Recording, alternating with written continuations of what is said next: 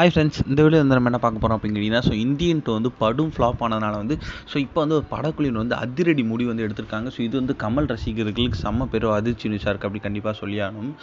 நம்மளோட சங்கர் இயக்கத்தில் 5 வருடங்களாக ஒரு உருவாகி வந்த இந்த திரைப்படம் தான் இந்தியன் டூ. இந்த திரைப்படம் வந்து கடந்த ஜூலை மாதம் ரிலீஸ் ஆகி செம்ம பெரிய ஒரு எதிர்பார்ப்பு தான் ரிலீஸ் ஆச்சு. ஏன்னா வந்து நம்ம ஆல்ரெடி வந்து இந்தியன் 1 வந்து ரசிகர் மத்தியில் செம்ம பெரிய வரவேற்பை பெற்று அந்த காலத்துலேருந்து செம்ம பெரிய ஒரு நல்ல நல்ல வசூலில் வந்து நம்மளோட இந்தியன் வந்து பெற்றுருந்துச்சு. அதனாலே வந்து இந்தியன் டூக்கு வந்து ரசிகர்கள் செம்ம பெரிய ஒரு எதிர்பார்ப்பு இருந்தாங்க. செம்ம பெரிய ஒரு பெரிய பட்ஜெட்டில் தான் பிரம்மாண்டமாக எடுத்திருந்தார். ஆனாலுமே வந்து இந்த திரைப்படம் வந்து ரசிகர் மத்தியில் செம்ம பெரிய ஒரு எதிர்பார்ப்பே கிடைக்கவே இல்லை.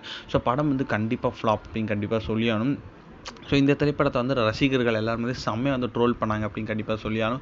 இந்த திரைப்படம் வந்து நம்ம தேட்டரில் மட்டும் இல்லாமல் ஓடிடியிலே வெளியே இருந்துச்சு. அதையும் பார்த்து வந்து ரசிகர்களும் நெட்டிங்ஸும் ட்ரோல் தான் பண்ணாங்களே தவிர ரசிகர் மத்தியில் எந்த ஒரு வரவேற்புமே இந்த திரைப்படத்தை கிடைக்கல.